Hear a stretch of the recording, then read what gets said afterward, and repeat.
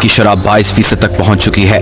महंगाई के सबब कुव्वत खरीद इस हद तक कम हो गई है कि लोगों की एक बहुत बड़ी तादाद 2 वक्त की रोटी खरीदने के काबिल भी नहीं रही। 6 करोड़ से ज्यादा अफराद खते गुर्बत से नीचे जिंदगी गुजार रहे हैं, जिनकी यौमिया आमदन $1 से भी कम है।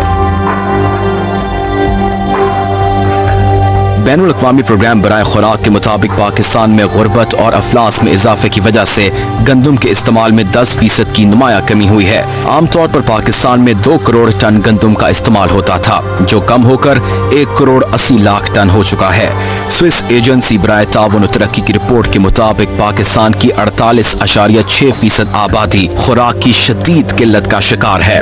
काबिल इलाज बीमारियों से हलाकतों की सालाना तादाद तकरीबन 5.5 लाख है। मलेरिया से 50,000, पीने के पानी से पैदा होने वाली बीमारियों के नतीजे में 25,000 और खसरे से तकरीबन 21,000 बच्चे हर साल हलाक होते हैं। इसके अलावा दीगर काबिल इलाज बीमारियां डायरिया से 11,800 और टीबी से 24,000 अफराद हर साल हलाक होते हैं। महंगाई और गुर्बत के साथ साथ पाकिस्तान में बेरोजगारी की शरह भी बढ़ती जा रही है। पाकिस्तान में तकरीबन 2.5 करोड़ अफराद बेरोजगार हैं, जो कुल आबादी का 15% से जायद है। यही वजह है कि खुदकुशियों के वाकयात में इजाफा हो रहा है। बिजली के बहरान के बायस पाकिस्तानी सनत का पहिया सुस्त रवि का शिकार है, जो बेरोजगारी में इजाफे की वजह बन रहा है। जनवरी 2009 में बेरोजगारी की शरह 5.2% थी, जो अब बढ़कर 5.5% हो चुकी है। मुल्की निजाम और नस्क चलाने के लिए हुकूमत मुल्की और गैर मुल्की कर्जों का सहारा ले रही है।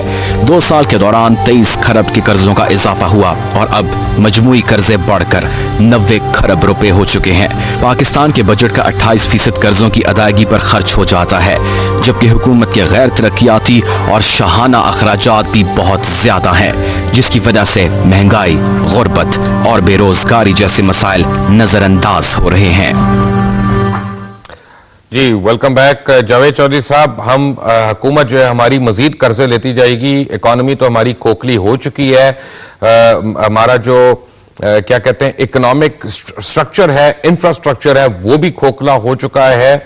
आपने पैकेज देखा, अब मुझे बताएं गरीब आदमी को मैं क्या बताऊं अपने प्रोग्राम में कि वो खुदकुशी करे या कुछ और करे, हल तो आप नहीं बताना। जी मुबशर साहब, आपका पैकेज मैंने देखा, माशाल्लाह बहुत अच्छा है। इसमें तमाम इंफॉर्मेशन है जिसकी आम आदमी को ज़रूरत है। मुबशर साहब, एक बड़ी पॉलिसी की ज़रूरत है। तमाम पॉलिटिकल पार्टीज़ को मिल बैठ कर 25 साल का फार्मूला या 50 साल का फार्मूला तय करना पड़ेगा, जिसमें बेरोज़गारी को भी वो उसको भी देखें और इसके साथ साथ जो महंगाई का एलिमेंट है इसको भी ज़रूर देखें। देखिए, पूरी दुनिया ने इन मसलों को हल किया है। पूरी दुनिया में खादें भी महंगी होती हैं, बिजली भी महंगी होती है, पेट्रोल भी महंगा होता है, लेकिन वो महंगाई नहीं बढ़ने देते। उसकी वजह यह है कि वो एक पॉलिसीज बनाते हैं। मसलन आप देखें कि जो दुनिया के बहुत बड़े तरक्की याफ्ता मुल्क हैं, उन्होंने ये किया है कि जो शहर हैं उसके आगे पीछे जितनी ज़मीनें हैं वहाँ पे कोई एक्सपेंशन नहीं होने दी। उन्होंने उनको कहा है कि ज़री ज़मीन है, किसी ज़री ज़मीन के ऊपर ना तो मकान बन सकता है, ना ही कोई प्लाजा बन सकता है, ना ही वहाँ पे सड़क बन सकती है, क्योंकि उनको पता है कि अगर 10 लाख इस शहर में लोग रहते हैं तो इन लोगों को सब्जी भी चाहिए, इन लोगों को चीनी भी चाहिए और इसके साथ साथ इनको गंदम भी चाहिए।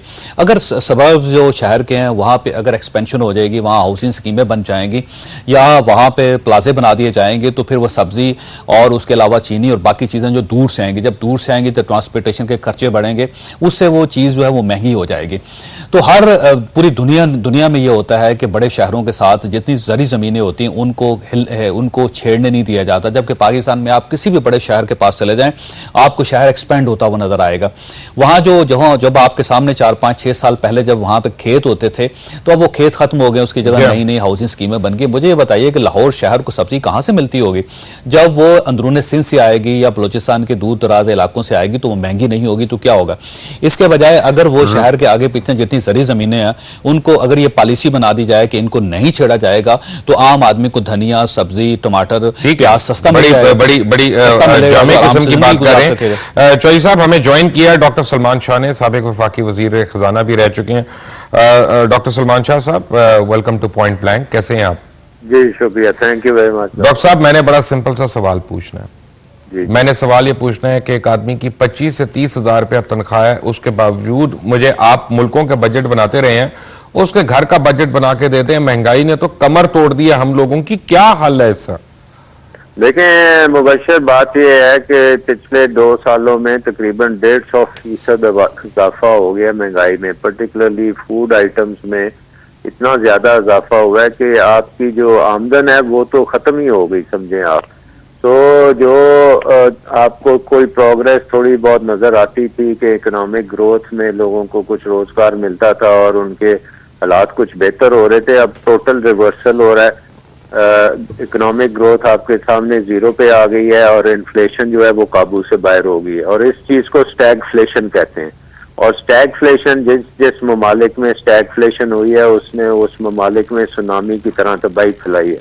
तो अभी हमारे पास कोई पॉलिसी नहीं है कि स्टैग्नेशन से हम बाहर निकलें। अब बातें अभी भी यही हो रही हैं कि इंटरेस्ट रेट्स को और बढ़ा दें ताकि और कम हो जाए ये ग्रोथ। तो आई थिंक एक इकोनॉमी के पॉइंट ऑफ व्यू से तो मेरा ख्याल है हुकूमत बिल्कुल फेल हो गई है, और हुकूमत के साथ IMF भी फेल हो गई है, और हमारे जो so called friends of Pakistan है वो भी फेल हो गए हैं। और आई थिंक कि अब एक नया ही कोई सिलसिला शुरू होगा तो ये शायद कुछ बचत हो। ये जो आप बजट की बात कर रहे हैं इसको तो आप भूल ही जाएं, बजट तो हो ही नहीं सकता। सलमान शाह साहब, जावेद चौधरी साहब, आप दोनों बड़े मोहतरम हैं। आप के वसातत से मैं अवाम को एक चीज दिखाना चाहता हूं कि जो पेट्रोल बम गिरा है इसका फायदा किसको हो रहा है, हुकूमत की जेब में कितना पैसा जा रहा है, कौन क्या ले रहा है, कौन क्या कमा रहा है। Watch now. तेल कंपनियां 1 लीटर पेट्रोल 44 रुपए 53 पैसे में खरीद कर 72 रुपए 96 पैसे में फरोख्त कर रही हैं। 1 लीटर पेट्रोल पर 10 रुपए 60 पैसे GST और 10 रुपए पेट्रोलियम डेवलपमेंट लेवी वसूल की जा रही है। पाकिस्तान में पेट्रोल की माहाना खपत 1.5 लाख टन है और हुकूमत को पेट्रोल पर GST की मद में 2.5 अरब रुपए और PDL की मद में 2.25 अरब रुपए हासिल होंगे। हाई स्पीड डीजल पर 11 रुपए 38 पैसे GST और 8 रुपए फी लीटर PDL वसूल किया जाता है और पाकिस्तान में हाई स्पीड डीजल की माहाना खपत 6.5 लाख टन है। इस तरह हुकूमत डीजल पर GST की मद में 9.5 अरब रुपए और पेट्रोलियम डेवलपमेंट लेवी की मद में 6.5 अरब रुपए कमाएगी। मट्टी के तेल पर 10 रुपए 31 पैसे GST और 6 रुपए फी लीटर PDL वसूल किया जाता है और पाकिस्तान में मट्टी के तेल की खपत 31,000 टन है। इस तरह हुकूमत को मट्टी के तेल पर GST की मद में 50 करोड़ जबकि PDL से 40 करोड़ आमदन होगी। 1 नवंबर से पेट्रोलियम मसनूआत की कीमतों में इजाफे के बाद हुकूमत को इन मसनूआत से टैक्सों की मद में माहाना 21 अरब रुपए से जायद रेवेन्यू हासिल होगा।